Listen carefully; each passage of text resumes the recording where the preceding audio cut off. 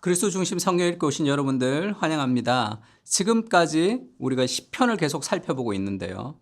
오늘은 시편의 제일 마지막인 133편에서 150편까지입니다. 시편을 읽을 때 중요한 것은 시편 1편부터 150편까지 무분별하게 모아놓은 모음집이 아니라 시편의 편집인이 의도적인 통일성을 가지고 신학적으로 배열한 것입니다. 그래서 1권부터 5권까지가 자세히 보면 연대기적 순서들로 이어지고 있는 것을 볼 수 있습니다. 특히 오늘 살펴볼 137편은 바벨론 포로에서 고통당하는 시편이고, 바로 그 뒤에 시편 138편에서 145편까지는 다윗의 시를 배치했습니다. 그래서 포로에서 돌아온 백성들에게 다윗의 왕조가 장차 회복될 것이라는 메시아의 소망을 이야기하고, 그리고 마지막 146편에서 150편까지는 하나님을 찬양하는 송영으로 시편이 마무리가 됩니다. 시편 137편은 이렇게 시작하죠. 우리가 바벨론의 여러 강변 거기에 앉아서 시온을 기억하며 울었도다. 바벨론 포로 시절에 그들은 시온을 기억하며 울었다고 말합니다. 시온을 기억했다는 것은 옛날에 그 영광스럽던 다윗의 시대를 떠올렸다는 것이죠. 그들은 울면서 또 이렇게 기도합니다. 137편 7절은 여호와여 예루살렘이 멸망하던 날을 기억하소서. 에돔 자손을 치소서. 그들의 말이 헐어버리라 헐어버리라 그 기초까지 헐어버리라 하였나이다. 9절에는 내 어린 것들을 바위에 메어 치는 자는 복이 있으리로다. 이렇게 시편 137편이 끝이 납니다. 바벨론 포로에서 고통을 노래하면서 137편의 마지막은 내 어린 것들을 바위에 메어 치는 자는 복이 있도다라는 일종의 저주 같은 기도로 끝이 납니다. 포로로 끌려가서 고통하는 마음은 이해하겠지만 이렇게 다른 사람을 저주하는 것 같은 시편의 내용들이 나올 때 우리는 이것을 어떻게 이해해야 될까요? 첫 번째 시편은 우리의 감정을 솔직하게 하나님에게 고백하라고 권합니다. 슬픔, 분노, 좌절 등의 모든 감정을 하나님께 토로할 때 우리의 감정이 재조정되는 것이죠. 우리는 마음을 다해서 기도하면 하나님께서 그 기도를 들으시고 가장 공의롭게 정의롭게 판단하실 것이라는 신뢰가 전제되어 있는 기도입니다. 사도 바울은 로마서 12장에서 이렇게 말합니다. 아무에게도 악을 악으로 갚지 말고 모든 사람 앞에서 선한 일을 도모해라. 할 수 있거든 모든 사람과 더불어 화목하라. 그리고 하나님의 진노하심에 맡기라. 원수 갚는 것은 내게 있으니 내가 갚으리라 주께서 말씀하시니라. 악을 악으로 갚지 말고 하나님께 맡기라 말합니다. 우리의 할 일은 내가 심판자가 되는 것이 아니라 하나님이 공의로운 심판자이심을 신뢰하며 마음의 모든 부정적인 감정들을 하나님께 다 아뢰는 것이죠. 그렇게 기도할 때 우리의 감정은 죄조정될 것이고 하나님은 우리의 기도대로 응답하는 것이 아니라 가장 공의롭게 응답해 주신다는 것입니다. 두 번째는 이 단순한 개인의 복수를 위한 기도가 아니라 하나님의 공의를 위한 기도로 승화되어 가는 거죠. 이런 저주의 기도는 억울한 일, 고통당하는 일에 대해 동일한 보상을 원하는 기도입니다. 행한 대로 보응하시는 하나님의 공의가 이 땅 가운데 이루어지게 해달라는 공의를 위한 기도죠. 시편은 우리에게 기도할 때 감정을 하나님 앞에 숨기거나 억누르지 말라고 권합니다. 이렇게 마음을 다 토해놓을 때 우리의 감정이 재조정되고 이 땅 가운데 하나님의 공의가 이루어지는 것이죠. 그리고 이어지는 시편 138편에서 145편까지는 다윗의 시입니다. 1권에 등장하는 다윗의 시가 시편 3편부터 41편까지의 시인데요. 그것은 주로 다윗의 개인의 영성에 초점을 맞춘 시입니다. 그러나 5권에 나오는 다윗의 시는요, 공동체에 대해서 많이 언급합니다. 그리고 자신의 연약함과 겸손에 초점 맞추어진 기도입니다.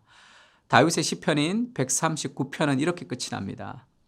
하나님이여 주께서 반드시 악인을 죽이시리니 피 흘리기를 즐기는 자들아 나를 떠날지어다. 내게 무슨 악한 행위가 있나 보시고 나를 영원한 길로 인도하소서. 악인을 심판해달라고 기도하면서 자신도 악을 행할 수 있는 연약한 존재이기에 자신을 도와달라고 기도합니다. 5권에 등장하는 다윗의 시의 중요한 분위기는 인간의 연약함과 하나님을 의지할 수밖에 없는 겸손입니다. 다윗은 왕이지만 연약한 존재라고 고백하는 거죠. 이것은 다윗의 왕조가 다시 회복될 때 연약한 인간인 다윗 왕이 아니라 이스라엘을 통치할 진정한 메시아를 소망하게 되는 것입니다. 그리고 시편 144편에서는 하나님을 자신의 사랑이요 요새이며 산성이라고 고백하지만 점점 개인의 고백에서 공동체의 고백으로 바뀌는 것을 볼 수 있습니다. 여호와는 나의 사랑이시요 나의 요새시요 나의 산성이시요 나를 건지시는 이시라 고백을 합니다. 144편 12절은 우리 아들들은 어리다가 장성한 나무들과 같으며 우리 딸들은 궁정의 양식대로 아름답게 다듬은 모퉁이 돌과 같으며, 그리고 마지막 15절에 이러한 백성은 복이 있나니 여호와를 자기 하나님으로 삼는 백성은 복이 있도다. 다윗은 개인의 고백에서 공동체의 고백으로 옮겨갑니다. 이 공동체가 하나님 앞에 나아간다면 이제 이 공동체가 해야 할 일은 하나님을 향한 찬양인 것이죠.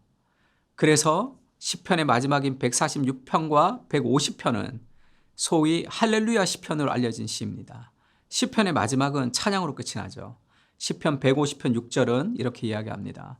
호흡이 있는 자마다 여호와를 찬양할지어다 할렐루야. 시편의 마지막이 찬양으로 끝이 나는데요. 이것은 시편 150편만 그렇게 끝나는 것이 아니라 시편의 각 권의 마지막은 모두 송영, 찬양으로 끝이 납니다. 1권의 마지막인 시편 41편은 이렇게 끝이 나죠. 이스라엘 하나님 여호와를 영원부터 영원까지 송축할지로다. 아멘 아멘.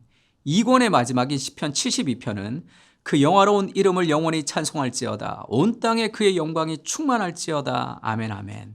3권의 마지막인 시편 89편은 여호와를 영원히 찬송할지어다. 아멘 아멘.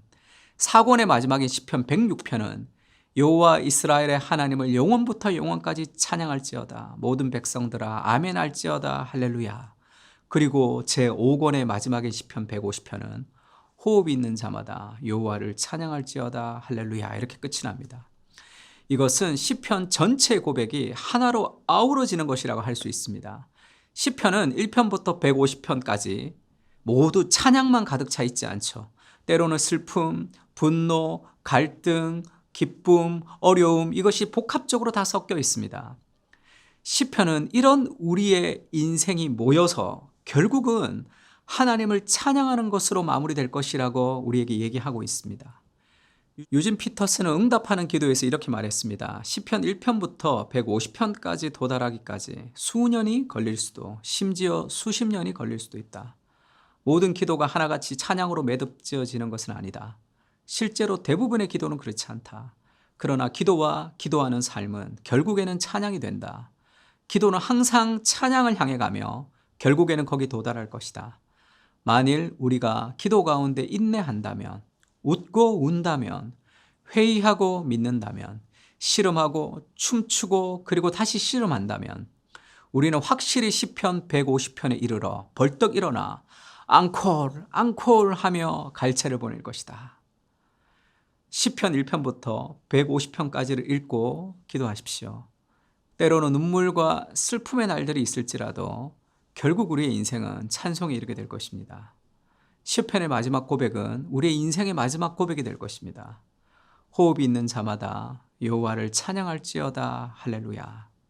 우리의 인생은 결국 찬송에 이르게 될 것입니다.